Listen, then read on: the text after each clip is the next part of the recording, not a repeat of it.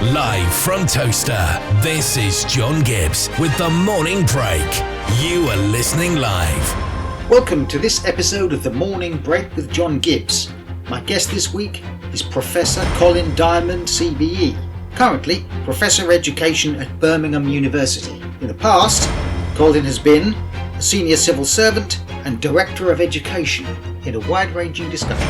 We talk about some of the problems, developments and challenges of teaching in our diverse urban landscape, and we refer to the Birmingham book, Lessons in Urban Education, Leadership and Policy, from the Trojan Horse Affair. This is Teachers Talk Radio, and you are listening live. Tune in live at ttradio.org or join in the conversation by downloading the Podbean app and following Teachers Talk Radio. #TT Radio.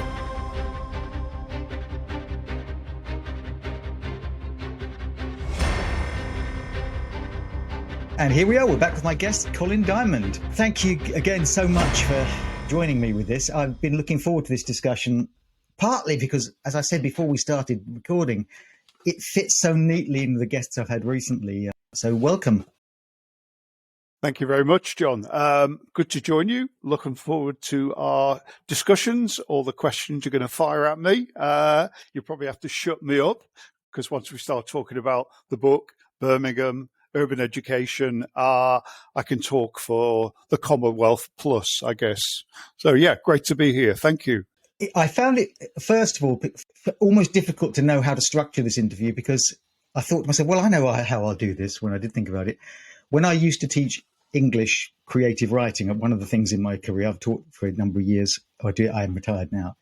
But I taught, they used to use the technique where you'd zoom in and then kind of zoom out, get the students to zoom in on something, start to fly on a desk, and then the desk, and then the room, and then the house, and then and zoom in. It seems to me that might be a good way to start. So if we start kind of at the beginning, the Trojan Horse Affair, we're talking 2014, and I doubt there'll be many people who won't have heard that phrase.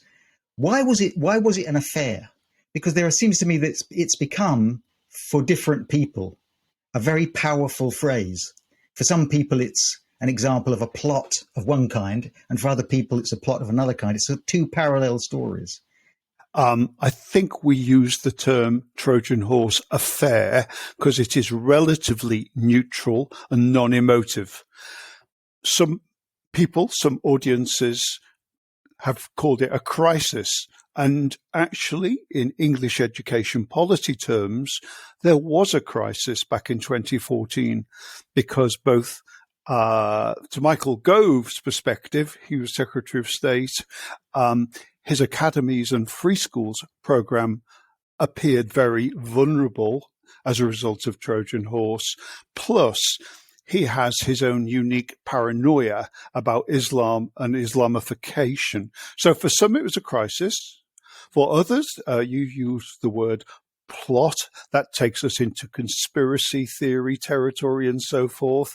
I don't use the term plot because both of the major investigations into Trojan Horse, the one commissioned by Gove and the one commissioned by Birmingham City Council, found no evidence of a plot per se. So I've landed on that middle ground affair.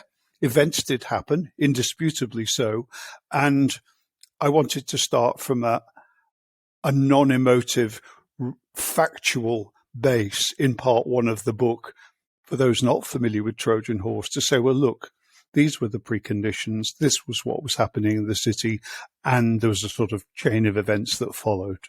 It seems to me that the Trojan Horse events and affair went off like quite a large bomb in a way, in the Birmingham education system. And one of the themes that comes out in the book is the consequences it had for people's careers, for the education system in Birmingham. And I think your role was very much, you say there were two investigations. There was the Kershaw and the Clark report, and then there was a House of Commons investigation. There's been a podcast about this, but from the Washington Post and so on. But what you did was, in a sense, you were coming in to put things back together. You were deputy commissioner. You were, in a sense, coming in after the wreckage, after things had exploded. There certainly was damage. to a number of institutions and individuals in Birmingham. And I saw some of that directly in the early months I was in the city. Then the recovery journey, and as you said quite accurately, I was Deputy Commissioner working to Sir Mike Tomlinson, former Chief Inspector. We needed to get underneath the causes of Trojan Horse, how on earth had all this been allowed to happen, and put things right. At that time, we referred to getting the basics back in place, because in terms of Birmingham City Council's custodianship of education, a number of things were not right around school improvement, safeguarding, governance, and communications in particular. Nobody's fault. Blame is a useless commodity. But the net effect was that schools were left very exposed, school leaders and school governors. So things were put back together and duly presented to the Secretary of State, who was Nicky Morgan by that time, because Gove had been moved on by the Prime Minister, fairly unceremoniously so. And I think quite rightly so, that's my view. And then latterly, I've been much more interested in digging further into, well, what really happened here. And above all, John, what lessons can we learn that current school leaders, school governors, and urban education policy makers can learn from what happened in Birmingham? Let's start with that. If we're zooming in, what, in your view, did happen? And that sounds to be a very straightforward question, but it's not at all, because if I ask someone like Michael Gove, or I noticed last year there was a report by the Policy Exchange, right-wing think tank, with a forward by Michael Gove, who says, we must counter the view that this has been airbrushed away, and a genuine, unacceptable kind of Islamic plot had been uncovered, and this had been airbrushed aside. And yet the podcast paints a very different picture. It paints a picture of an Islamophobic hysteria. How would you characterize what happened? Well, I was part of a private discussion recently with Saida Wazi, who was chair of the Conservative Party, very influential character. And she has written a little about Trojan Horse in her own book called The Enemy Within. It's so readable. I recommend it to anybody.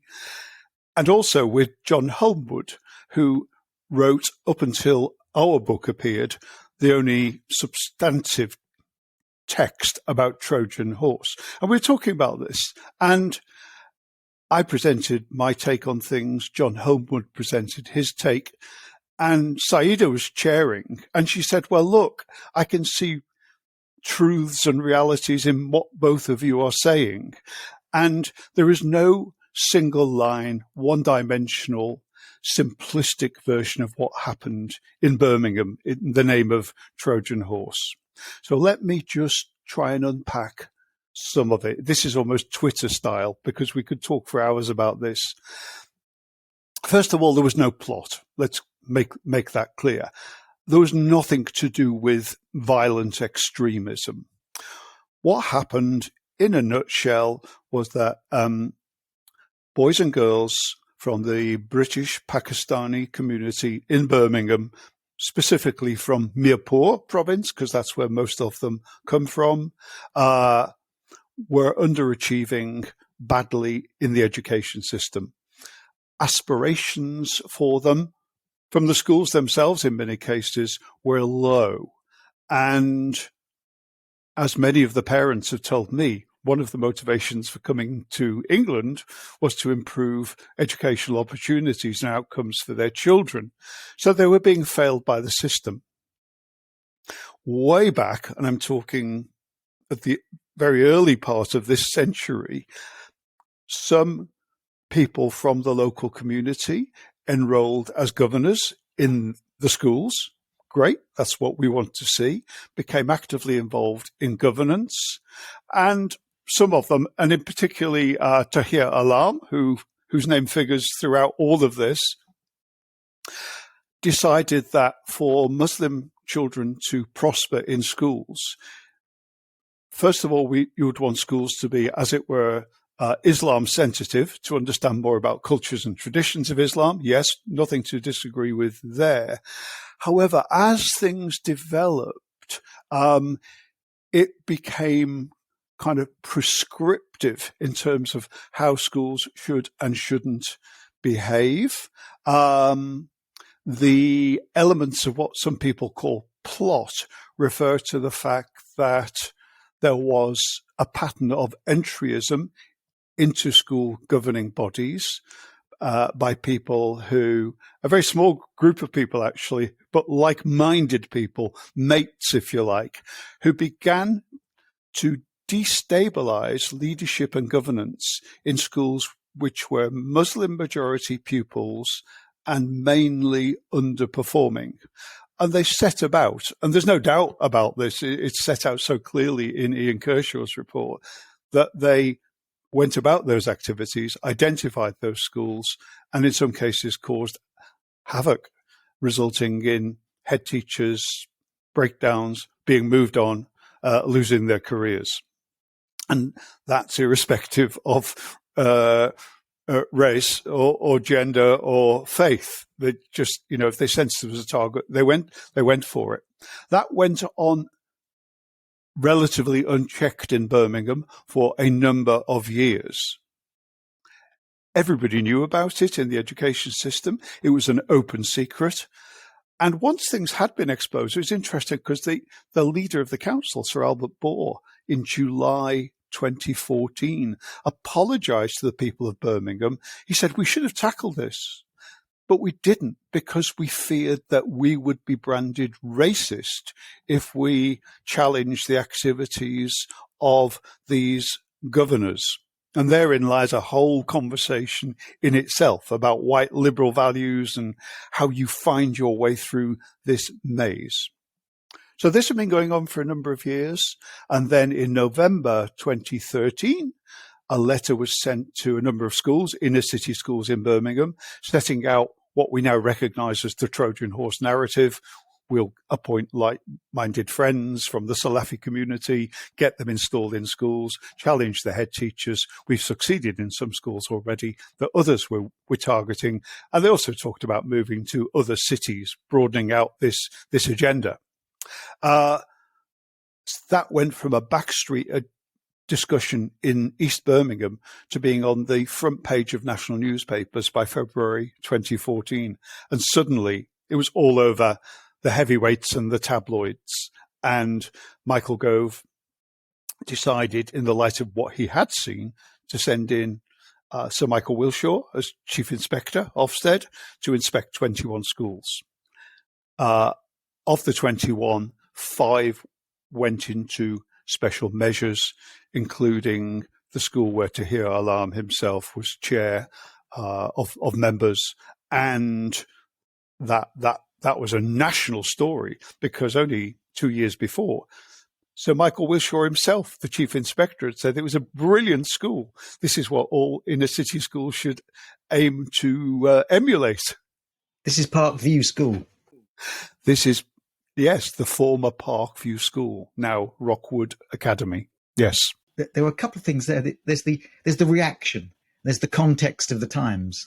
So that I was thinking as you were talking there about the way in which in the United States, it wasn't uncommon over the last few decades for school boards to be taken over by fairly fundamental Christians who then said, well, we're going to ban Harry Potter, or we're not going to, we want creationism to be taught side by side with evolutionary theory.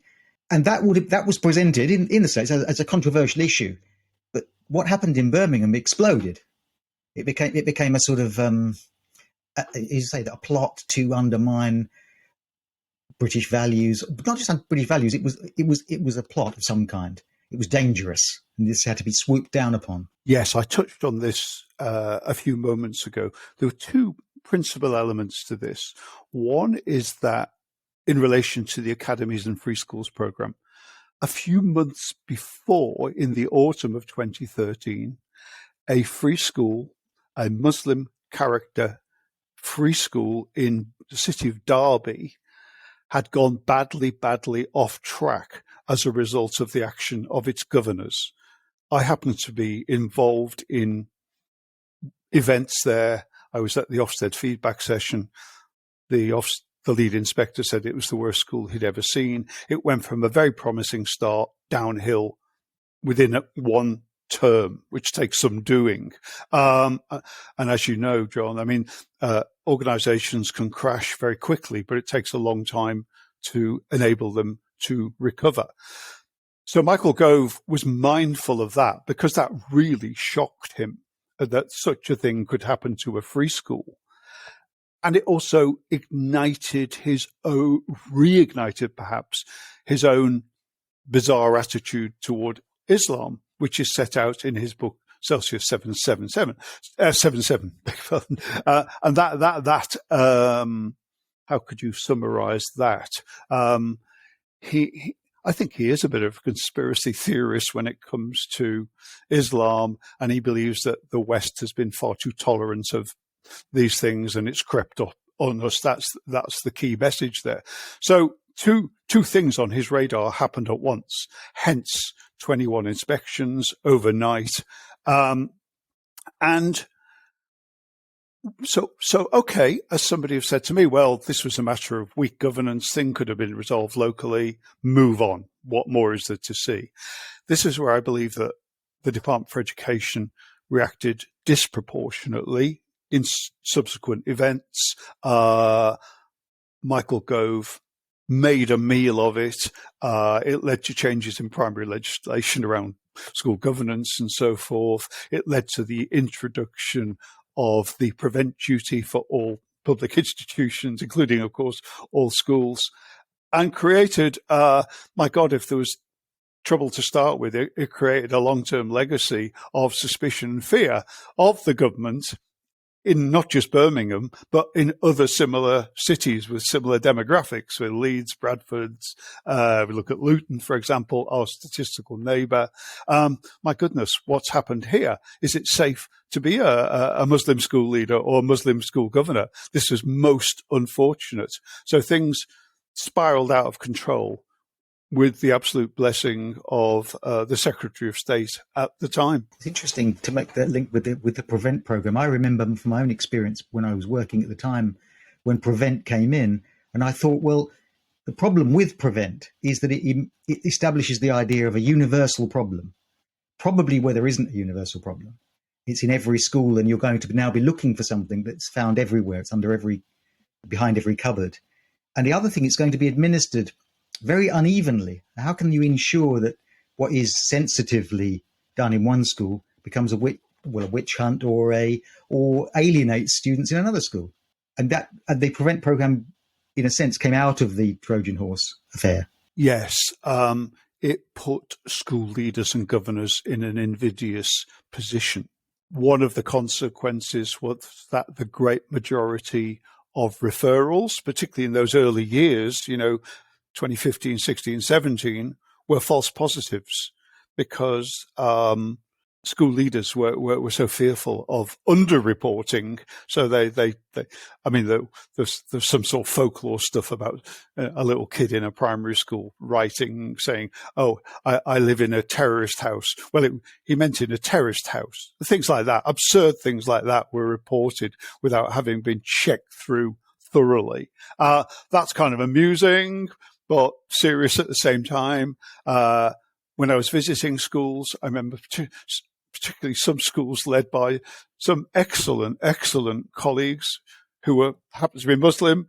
They went overboard with what I call Union Jack patriotism because they felt that their loyalty is almost like the Tebbit test, was on the line here in terms of loyalty to the country through what was then called fundamental British values. We now call them and I would say so-called British values, those universal values that the UN Charter espouses and so on. So it was a very difficult period for people at the time. And it cast a long shadow over education in the city. There was a lot of rebuilding of trust required and a lot of sensitive work around how those leading the system navigate their way through this complex intersectional maze of class politics, race politics, gender, and faith. And how does that interface with the state education system? There are no quick fixes here.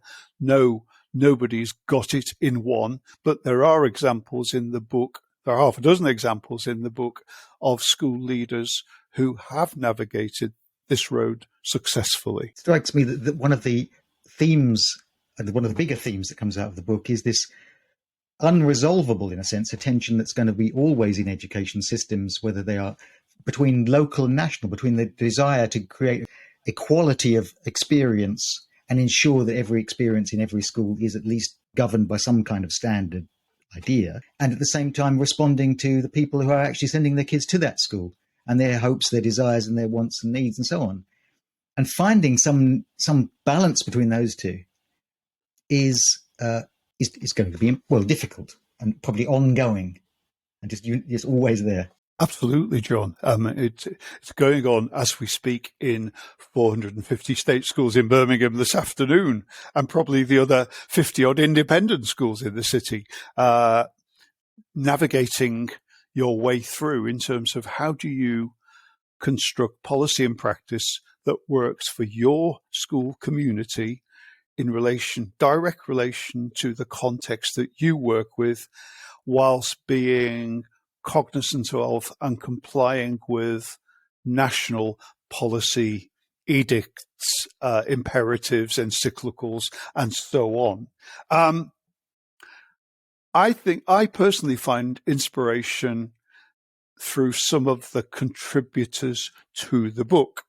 So, for example, Sajid Gulzar, who runs the Prince Albert Community Trust mat in the city, a local lad, went to actually one of the schools that was caught up in Trojan Horse. Classic British, Asian, Brummie, Villa supporter, all of that. So he lives and breathes education in the city. And his schools have put together policies which I feel are very, very inclusive, enable all children to succeed. Initially, the schools they worked with were what I'll call downtown, Muslim majority, 90% plus Muslim majority, have now diversified into the north end of the city, which is mainly white kids up in the north end, Sutton Coldfield, for those who know Birmingham. It's the same kind of formula, but adapted to the context that you are working with. I do have to declare an interest there because I am a trustee of that particular trust. But I think, local knowledge, local context, digging deep into the local community and being an authentic listener is one of the ways forward. Other people I can quote here, Harminder Channa, she took over a school that was really in a bad way after Trojan, and she established credibility by listening on Friday afternoons, mainly to the mums in the community, about what they really wanted, as you said, their hopes, their fears, their aspirations. She literally opened the school doors, put the kettle on and said, I'm here for you. Tell me. She's a servant leader. She's a classic servant leader. Tell me what we can do for you. And there are other examples there again. Azita Zahadi, her school was touched on marginally by Trojan. There were challenges to her leadership by some local governors and politicians.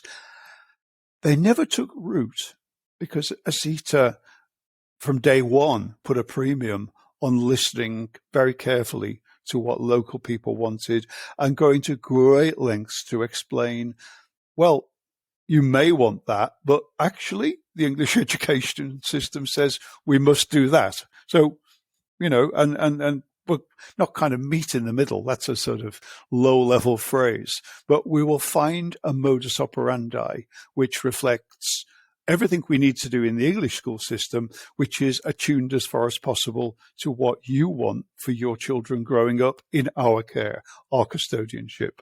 And there's a chapter in the book that describes that in relation to another, not Trojan Horse Affair, but another thing that people might remember in the news, which was the demonstrations taking place outside Anderton Park School and Park Field School, where the school had introduced a very, actually sounds very good program, really, called something like No Outsiders, where they were going to establish the idea that no one in this society was excluded and we were a tolerant and open society. That was interpreted by parents from a conservative and mostly Muslim background as being promoting values they simply couldn't tolerate. And so there were demonstrations outside the school. And I think it was the Joy Warmington and a local pressure group came in some way, and they said, let's find a way of navigating a middle way between this. And they actually resolved the problem eventually. Yes, that's right. So when the government, and I feel rightly, introduced regulation which said all schools in the country and primary schools must make children aware in an age-appropriate way that there are different families, some with two mums, some with two dads, some with one mum and a gran, or whatever, any combination of living adults at home. It wasn't solely the conservative end, if you like, of Muslim communities who found this a challenge. It happened within the Christian church and within some elements of Judaism as well, because it really challenged teaching, whether it's the Torah, the Bible, or the Quran, according to your own interpretation. In Birmingham, because we are, the largest single minority here are Muslim pupils. Yes, it kicked off in 2 primary schools. Just to be very clear, it was Parkfield that had the No Outsiders curriculum, and it was written by the assistant head there, Andy Moffat. And they'd introduced it very carefully years before. It was going really well. It wasn't solely about LGBT plus issues. It was about the Equality Act and all of the protected characteristics. However, they did drop a stitch. They admit that when the new expectations around LGBT awareness came in, they didn't consult sufficiently with the community. And that led to that dialogue which Joy Warmington from BRAP, which is a local organisation, she mediated between, as it were, the two sides very effectively. And how can you summarise the outcome there? There's a sense in which we all have to understand that we will never all agree on everything. There will be areas that remain contentious, no matter where you're coming from, whether you're intensely religious or humanist or whatever, in terms of how what should be in the curriculum and how it's delivered. And there's almost invariably tensions between what children will hear at home or perhaps in a place of worship and what they hear in school.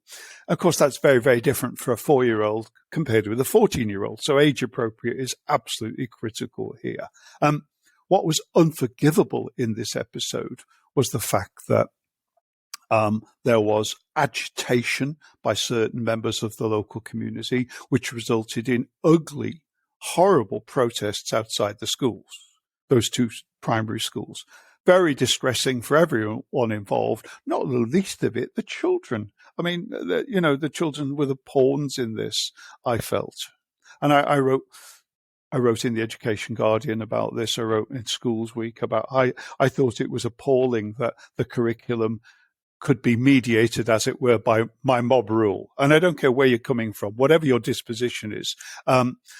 Those kind of protests outside primary schools are not on. Parkfield was all calmed down with the aid of Joy and her organisation. In the end, the City Council had to get an injunction out to stop protests within a certain radius of Anderton Park School, a maintained school. But just on the record, because I know Anderton Park would say, we didn't do no outsiders. They didn't. However, a very impressive school, very vibrant school, very inclusive school, and very clear in terms of being supportive of the members of their own community, because in every school there will be adults and children with LGBT belongings, as it were, So that, fortunately, we have moved on and things have been very quiet there. The question you have to ask yourself, John, is how come this kicked off just in Birmingham and in no other city in our country? Well, the answer, I'm being rhetorical here, just very briefly, the answer is that there had been success in previous years of disrupting school governance and leadership. That's evidenced. And some people thought, well, if that's happened before, we can make it happen again, only in Birmingham. This show is brought to you in partnership with John Catt Educational, a leading publisher of books, directories, educational guides and magazines specifically aimed at forward-thinking schools in the UK and beyond. Have you checked out their latest releases? Don't miss out! Visit johncattbookshop.com to explore their full range of titles and advance your own professional development today. Happy reading! You're listening to The Morning Break with John Gibbs, and my guest this week, Professor Colin Diamond, and we're discussing his book, The Birmingham Book, Lessons in Urban Education, Leadership and Policy from the Trojan Horse Affair. People saw in the Trojan Horse Affair and so on what they wanted to see. It became a kind of litmus test to how you believed the kind of society you were living in, the way it was going. It became a place where you saw the fears you expected to find. Since then, it's still doing that. I mean, it's still become something where if you hear someone say, "Well, it was that was terrible, that disgraceful, what went on that plot in Birmingham," you would understand where politically they were sort of coming from, and maybe the reverse as well. If it was purely an Islamic phobic reaction, then you'd understand where they were coming from as well, in the kind of ideological view of what kind of Britain we're in. There are some facts which are indisputable here. However, the way in which you select to interpret events, like with any historic event, depends on the lenses through which you are looking. They could be through theological lenses. They could be through a Marxist class analysis. They could be through pure pedagogical kind of discussion. You can come at it from a feminist angle, because one of the threads here throughout The Horse, as Ian Kershaw said to me, I wish I'd had more time to look at this, was misogyny, putting down of girls and women. So there are many different lenses, all of which are relevant. And that's why we have a book of 450 pages, not 45 pages. And that's why I invited colleagues from the university, as well as some of the school leaders that we've touched on, and pretty distinguished educationalists who've grown up in this city, who've experienced all of this over the years. Everyone's perspective is valid. That's where you start from. Perception is all here. And then I think our duty is to listen to each other, keep talking about it, and keep refining that which we offer to the children in the classroom, which is the most important thing of all. There's always going to be fresh challenges coming along. This isn't whataboutery, but I mean, the whole thing around misogyny and Andrew Tate of late, very recently, I've seen some brilliant lesson examples of how schools are tackling that. Not necessarily from Birmingham, but I know it's happening in the Birmingham classrooms today. So there's always going to be fresh challenges coming back to that intersectional sort of 3D matrix that urban school leaders and teachers work their way through, pretty sure-footedly in most cases, sometimes a little delicately. I looked briefly at the Policy Exchange report, and they highlighted things that they took as face value that their readers should be appalled by. And there were things that were fairly appalling. There were things like, as you say, out-and-out misogyny, attitudes about women that you would find you really wouldn't want girls to be taught about their role within marriage and so on. And yet at the same time, they said the wearing of headscarves encouraged, or there was pressure to wear headscarves. And I thought, well, in a sense, if I put aside my my liberal bias, I don't really like that idea. But on the other hand, it's not a million miles from wearing a school uniform, or the call to prayer on a school playground. Well, I probably wouldn't. I'd rather not do it. I'd rather not have religion anywhere near schools at all. But how bad is that from singing "All creatures great and small" in the assembly? So some of it was a sense in which things that weren't that bad were blown out of proportion, and things that were, and yet there were, as you say, things that really were concerned at the same time. Yes, and you are doing a fact check there on things that definitely happened, a series of events that happened. In some cases, and I'm a privileged person because I was working for the government at some of the time, and then Birmingham City Council later, I've seen the extensive volumes of documentation of evidence that sit under what was happening about some of these things. And there are unedifying things that happened that shouldn't have happened. So up front, we see things around encouragement to worship and so forth, and the call to prayer and so on, of themselves, not the most serious things to happen on the planet. There are other things that are more important. However, they were the tip of the iceberg, shall we say, in terms of unacceptable governance and leadership activities. Now, the headscarf is an interesting one, and it's not something I personally lose sleep about. It's something where I mentioned Sajid earlier, Sajid Gulzar. I mean, he was outraged. He was on national TV news because somebody had alleged that young girls in primary school wearing headscarves was some kind of indication of premature sexualization. I mean, it's an outrageous thing to say.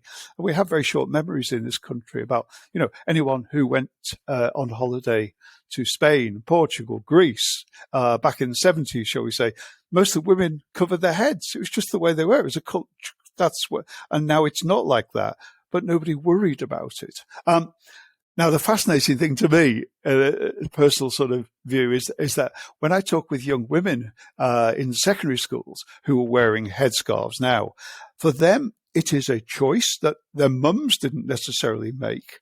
It is a badge of identity with Islam. It's part of their finding themselves in where do we fit in this complex English society that we are growing up in. So, far from being something that is oppressing them or forced on them, they're doing stuff that their parents weren't actually doing. Their grandmothers may have covered their heads. The mums said, no, we're not doing that. We're more assimilation, if you like. We say, no, we are proud to be young Muslim women, and we are our own version of ourselves. And then you get into the classic school uniform stuff about, well, how high can it be? How many pieces of jewellery can you have in it? What colours? And so on. And of course, teachers are going around saying, oh, that's a bit big. That's a bit ostentatious. That's a bit, it's just like the length of skirt or wearing the tie. The teenagers will push the boundaries because that's what teenagers always do, because it's all about individuation and challenge, and that will continue forever, thank goodness. Oh, absolutely. I can recall when a school uniform was introduced at a school I was teaching at, and I said to the teacher, I said the head teacher was introducing this. I said, well, you do realise that soon enough we'll be checking the length of skirts and walking around saying it's above or below the knee. And he said, oh, no, it won't be like that. We'll do it very softly. But we were. Soon enough, we were at the school gate saying that's too short. And girls were rolling them down and all that stuff. And it wasn't the introduction of school uniforms, which curiously came back with a vengeance in my career, having disappeared, was a reaction to many of the fears about young people and a fear of the changing society that was slipping between our fingers, and wanting to establish a kind of order and discipline. I felt, and the other thing, before we get into that, I want to talk about the change in society. But Parkview School, you said when students were wearing the headscarf, they felt a certain self-confidence. So young people might have chosen to do something their mothers had actually stopped doing. Well, when it was a successful school, when Michael Wilshaw came in the first time, and he looked at it and he said, "This is a great school. There's order, there's discipline. It's a bit like Mossbourne School. The kids are confident and so on." And he comes back a little while later, very short time later, and says it's a failing school. But the success had been achieved to some extent by responding to the context and the expectations of parents and students. They felt more self-confident. They felt more that this was the kind of environment they could learn in, and therefore they were learning in. So that was, in a sense, adapting to. In the introduction, Mick Waters says that he went to Parkview and it wasn't to his cup of tea, but he recognised it was successful. Yes, undeniably so, in terms of the results it got and the trust it had from the local community. Tahir Alam himself went there as a boy. So he was authentic. He is authentic in terms of the community, of course. However, as Mick Waters touched on, he wasn't entirely comfortable with what was happening, but he didn't want to be churlish to the then head teacher and ask too many questions because she was celebrating the Ofsted outcome. When Adrian Packer took over as head teacher in the autumn of 2014, he discovered there were a lot of things that, again, he was not comfortable with, many of which had been captured in the Ofsted inspections and then the Education Funding Agency follow-up investigations. There were some serious safeguarding issues around girls in particular. There had been some issues in relation to staff. I can't go into the details here, which had to be sorted out with great difficulty, and it took a long time to get things right. Now, Adrian Packer's perception, and it's there in his chapter, was that the school was something of a closed community unto itself, and he wanted to make sure that the community was looking out much further than the confines of its own community in Alum Rock. That's where it sits in East Birmingham, and has linked it subsequently with the Lawn Tennis Association, for example. So pupils now from what is Rockwood Academy will now go to Wimbledon every year and participate in national sporting events. He felt much more of that was needed. It would be wrong to say, well, look, the results in terms of, the standard subjects, English and maths and so forth, weren't impressive. And then, of course, they dropped a bit. And they're now improving again. And if you look at the progress made by the students, it's very, very good indeed. But there was stuff we can't really go into here, but there was stuff to be sorted out. Another theme that comes in the book is that in 2002, but say we go back in time to Birmingham in 2000, up to about 2002, Birmingham was led by Tim Brighouse, and it was a feeling that it was a beacon of a city in terms of education. And yet, by 2014, there were serious problems. And in between, things had happened. And things that weren't to do with Islam and weren't to do with the events of the Trojan horse, but things to do with the changing view of the way schools were managed. And a different kind of experience, the arrival of trusts, the arrival of a kind of managerialism, a data-driven approach to teaching, outcomes more important than maybe other aspects of school life.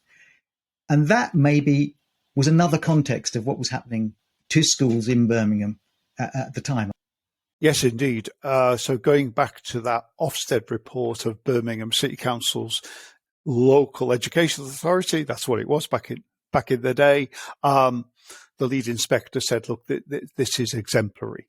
This local educational authority, led by Tim Brighouse, with the able assistance of colleagues like Mick Waters that we talked about, he was assistant director, have transcended things. They have demonstrated how working together, huge educational attainment improvements can be made. The city had a sense of confidence. The leaders who came aboard at that time were infused with a sense of purpose, confidence, and energy, which lasted long after Tim Brighouse moved on, because he went on to lead the London Challenge based on the recipe, the ingredients of how he and his colleagues got school improvement going here in the city. Then a number of things happened. The Children Act came along, which welded together health, education, children's social care. Now, education was top of the range in the city. Children's social care was struggling throughout these years and was only really put back together properly post 2014. So welding together, it's a bit like, a thoroughbred with a donkey. Forgive me for that rather crude analogy, if you like, but it was always going to be very difficult to make the Children Act happen in a huge city like this, the largest single municipal authority in Europe. So that was going to be a challenge. Then austerity came along at the same time as the Academies Act. So the councillors here were told, look, you're losing power over your schools. Oh, and by the way, we're taking away your money at the same time. So the advisory service that supported schools went down from a headcount of around 200 in around 2012 to half a dozen by 2014. It was asset stripped. The council had no option but to do that. And it also needed to prioritise children's social care because it was, in Ofsted language, failing. Not my language, but that, it was in special measures. So city had to target appropriately. And the Academies Act, yes. So saying, well, look, schools can weigh anchor from local authority. Quite a few did in the city because there were bribery on the table, massive amount of money on the table in the early days of the academy conversions. And so it was open season then for the government to increase the number of academies early on, and some of which we've been talking about here today.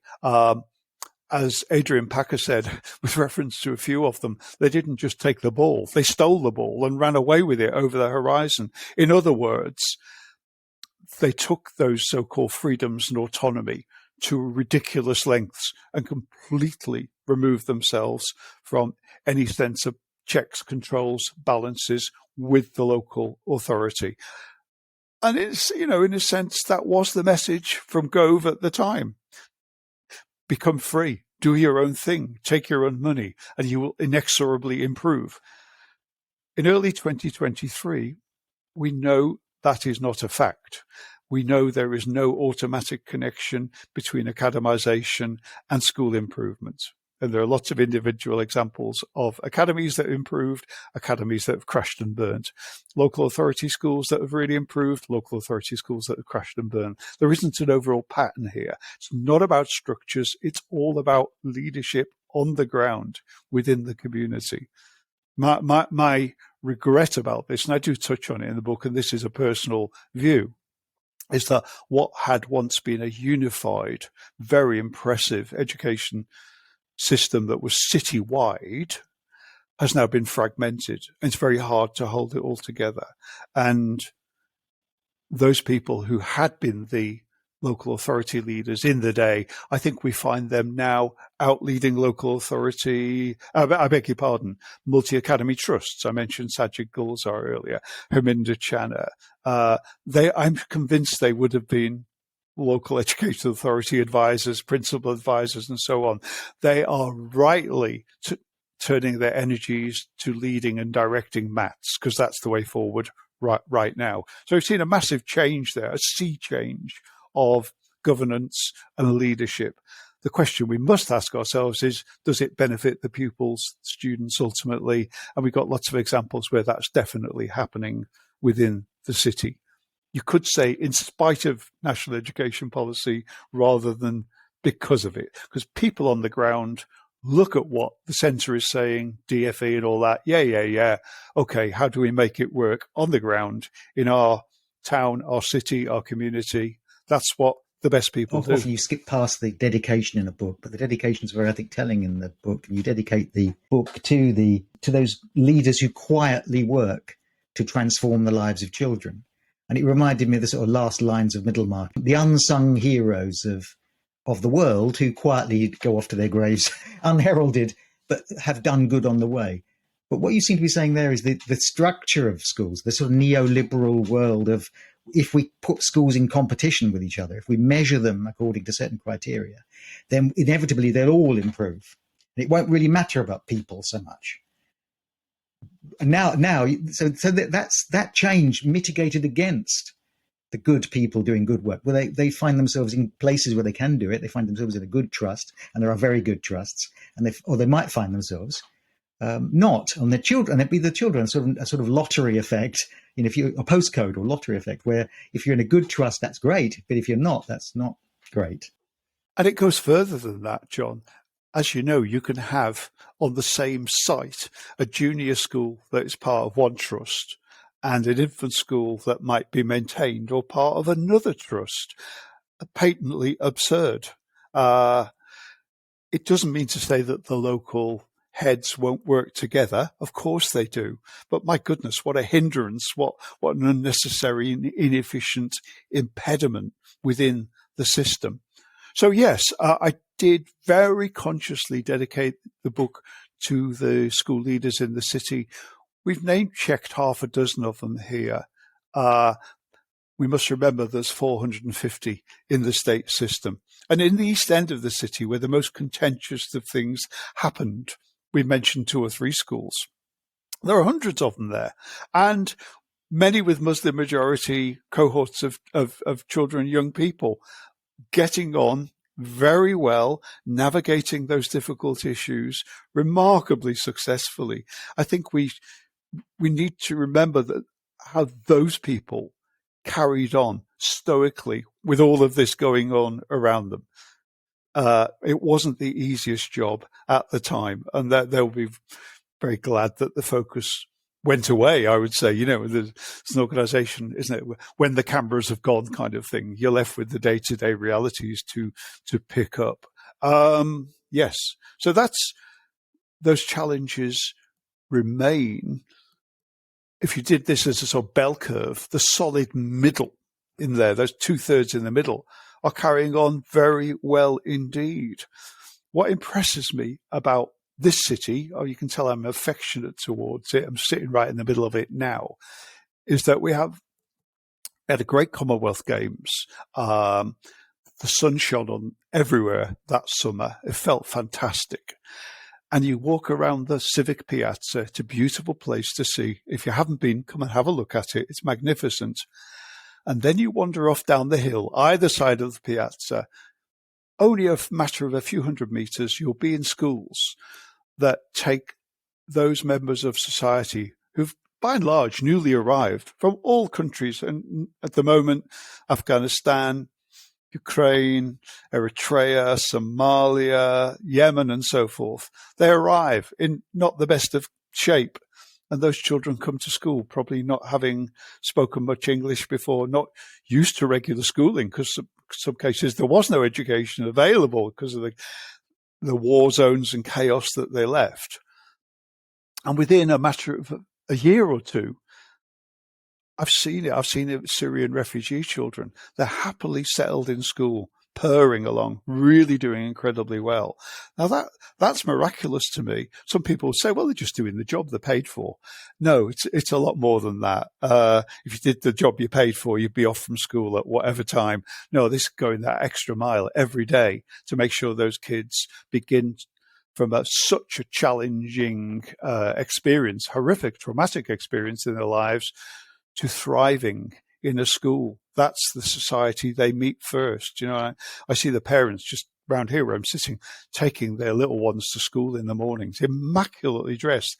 That takes an effort, getting their kids to school, and then the schools meet and greet and do fantastic things with them. In terms of schools on doors and impact, we can see the value added, the progress that primary schools make here. It's on a par with national. It's great. See the kids with EAL, free school meal entitlement, and so. So most of the time, most of the schools are doing it absolutely right. Plus, plus, plus. Along that, may that continue. We're coming to the end now, and that is such a brilliantly uplifting thought. Just one last question: have we reached, in a sense, a peak trust, and is the mood of education going to change? Is that what is the future? The next few years, I'm asking you to predict the future, which is impossible, really. But where is education going in this country? A colleague at university asked me the other day, well, what did I think of current education policy? I said, well, to be honest, I don't think there is one. We are drifting at national level. There is still a reliance on structural reform to improve things, and a pretty narrow set of the ministers understanding what success consists of in the education system. It's incredibly narrow. Well, we know now academisation, 100% academisation is off the table. It's a busted flush. The bill's been abandoned. So the civil servants are very quiet at the moment. And head teachers, MAT CEOs are working their own way through things. It's being done at very local level. So what do I see in the future? Well, likely political change ahead. We know that the shadow ministers and Secretary of State have been going around taking soundings from a lot of people about what do we need. If I could wave a magic wand, this is what I'm hoping for, really. Let's get back to as near as we can to restore Sure Start. It won't be called that as such, but there's almost universal agreement that one thing New Labour did was get early years right. That's the foundation. That's where it really, really happens. Then as we move into what we fondly refer to as statutory schooling and all of that in our country, let's stop the weighing and measuring, the old adage about the pig getting fat and so forth. We overweigh and measure like nobody else, like no comparators. We don't need that. Schools, by and large, have a very strong sense of how they are doing, and peer review is more effective than a very harsh one-off periodic offset inspection. So let's reduce the hyper-accountability regime. That, in turn, would give head teachers in particular a sense of security. They are all insecure. I don't think you'll find a secure head teacher in the country. So we need to reduce the pressure in the system. And I feel we need a national conversation about what we want from schooling. Every couple of days, somebody throws something new into what schools should do. Recently, it's all about economic literacy, and we can see why. Of course, it's really important. But Mick Waters has a slide with about 50 things that Secretary of State have said education systems should do, from kids being aware of farms to looking after their own teeth. It just goes on and on and on. You have to put boundaries around this. At the same time, you have local flexibility. Let's have that national conversation about what we really want from our schools. And then finally, moving into 14 to 19, I don't think it's working. I think the system still puts a huge premium on those who are heading for A-levels and universities. That's about half the population, and almost discounts those who are heading off for apprenticeships and colleges. It in effect, yes, it's a comprehensive system overall, but it discriminates against those who are not heading for university. As somebody told me the other day, she said, I was doing art at school. I was really doing well in it. I told the art teacher I didn't want to go to university, and she dropped me like a stone. Not as dramatically as that, but that does happen. I saw it in my own kids' school. I see it in schools now. And as a governor, I keep saying, what are you doing for the non-academic kids? How are you imbuing excellence and a sense of worth in what they do? Because I can assure you they are not heading for uni. So how other than rhetorical statements do you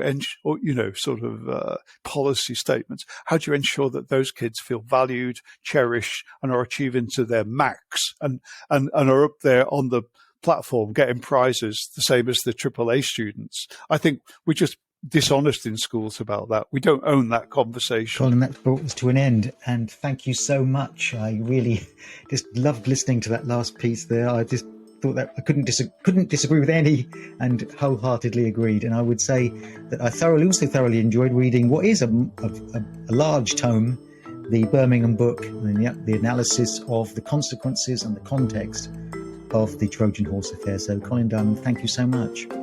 Thank you. It's been a pleasure. Thank you for allowing me to indulge myself here, John, and really enjoyed questions, discussion. Long may it continue. Thank you. This week, my guest was Professor Colin Diamond. We were discussing his book, The Birmingham Book, Lessons in Urban Education, Leadership and Policy from the Trojan Horse Affair. My main takeaway this week, in my quest to understand what schools are for, is that schools can never entirely be everything everyone wants them to be. Schools have to look forward and they have to look backwards. They have to teach the values and wisdom and traditions of society. But they have to challenge those same things, teaching critical thinking and new ideas. And there will inevitably be a tension. And that tension, I think, was what played out in the Trojan Horse affair. Dedicated and good teachers work daily to resolve these tensions. Schools can never reject the values of the past, or they'll lose the communities within which they work. But they have to challenge them as well, to prepare students who are, after all, a new generation, who will confront new problems and a new world. Thank you for listening. This programme is now available as a podcast on Spotify and many other platforms. Thank you.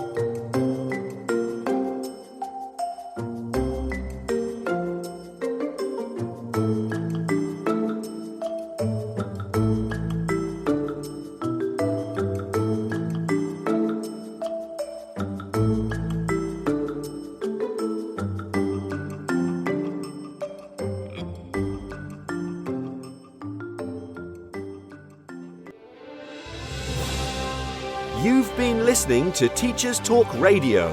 Tune in live and listen back at ttradio.org. We look forward to hearing from you next time on Teachers Talk Radio.